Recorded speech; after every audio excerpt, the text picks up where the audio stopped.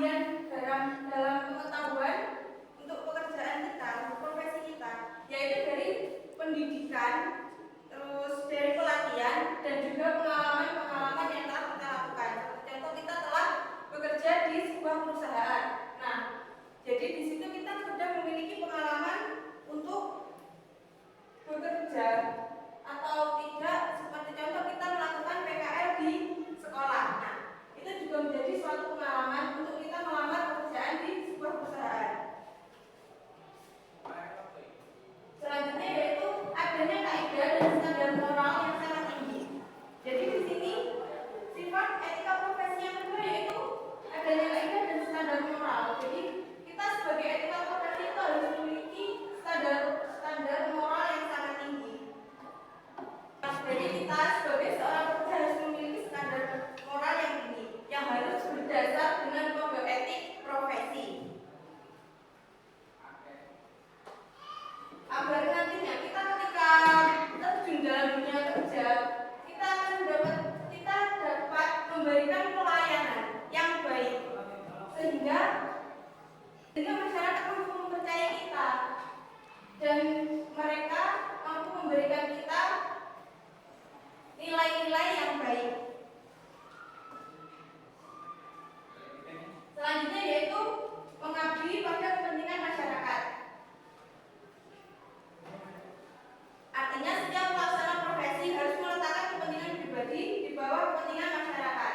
Jadi ketika kita memasuki dunia kerja, kita harus mengesampingkan kepentingan pribadi kita. Jadi ketika kita memiliki masalah di rumah, kita tidak boleh membawa masalah tersebut ke pekerjaan kita, karena itu dapat mengganggu.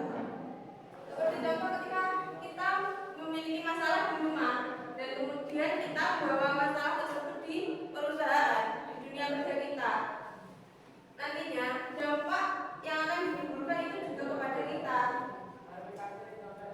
Jika kita tidak fokus dalam pekerjaan kita, pekerjaan tersebut akan tertunda sehingga apa yang ditargetkan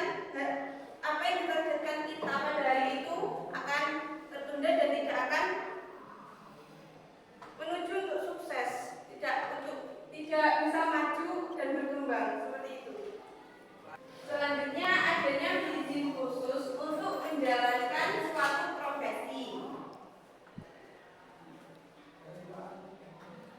Jadi yang selanjutnya yaitu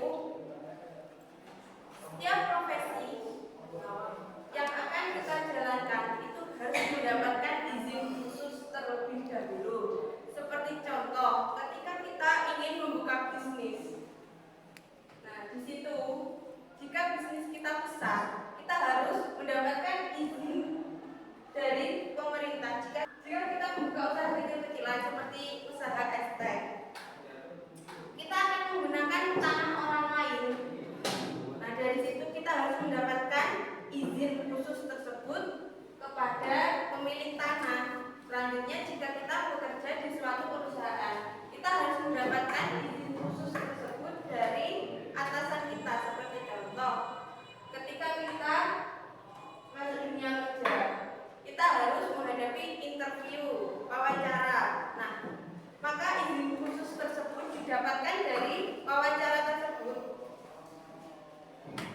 Dan yang terakhir, kaum profesional biasanya menjadi anggota dari suatu profesi. Jadi di sini setiap perusahaan akan memiliki pekerja yang memiliki potensi kepada pekerjaannya. Nah, di situ para pekerja atau karyawan lainnya akan menjadi satu anggota untuk suatu profesi tersebut. Dari sini paham?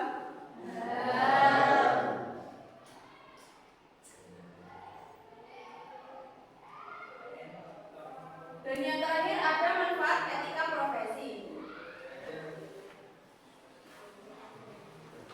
Manfaat etika profesi yang pertama yaitu perlindungan dan jaminan aset perusahaan.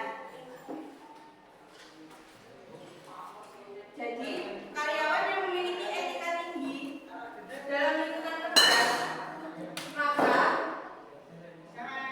biaya pemeliharaan perusahaan akan menurun. Karena apa? Karena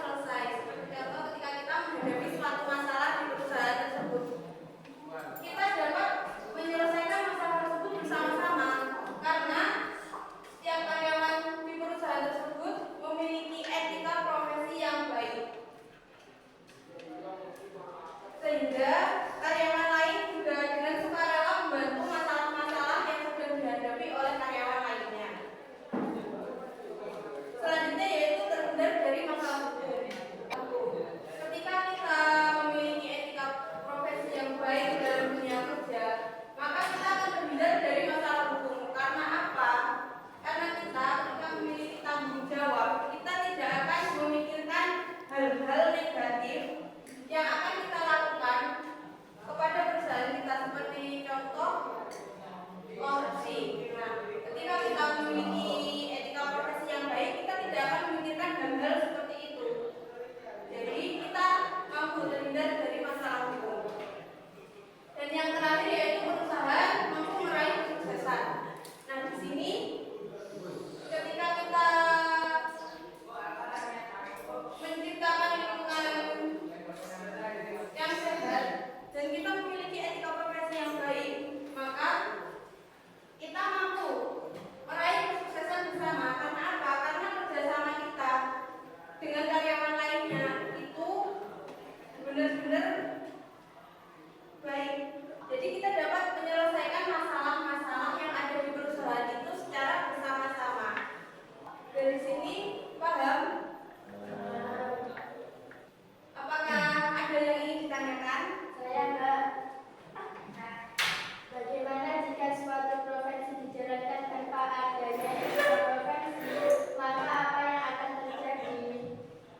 Yaitu ketika kita tidak memiliki etika profesi di dunia kerja, maka orang lain akan menganggap kita sebagai orang yang tidak mampu berkomunikasi dengan karyawan lainnya. Jadi etika profesi itu sangat penting untuk dimiliki oleh setiap orang-orang yang akan memasuki dunia kerja. Karena jika kita tidak memiliki etika profesi dalam diri kita, maka orang lain tidak akan mempercayai kita. Jadi etika profesi itu sangat penting ya untuk melanjutkan, untuk bekerja sama, sehingga ketika seseorang menilai etika profesi kita baik, maka lingkungan kerja akan menjadi baik juga. Mereka akan bersama-sama menyelesaikan masalah untuk mencapai tujuan yang sama. Seperti itu. Mbak, bisa Pak dipahami? Baik, apakah ada yang ditanyakan lagi? Paham sampai? Soal ya? Ya.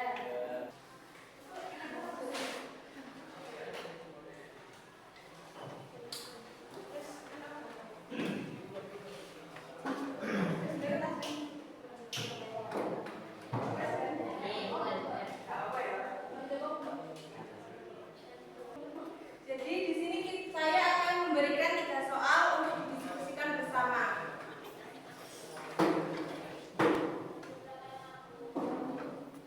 Saya dikte ya. Yang pertama, kenapa seorang pekerja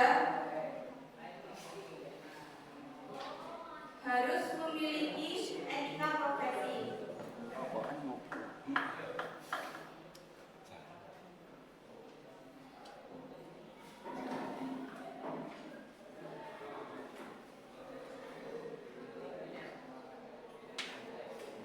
Yang kedua, apa tujuan seseorang harus memahami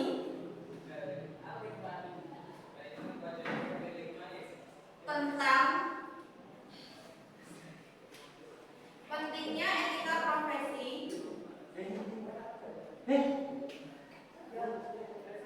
dalam dunia kerja?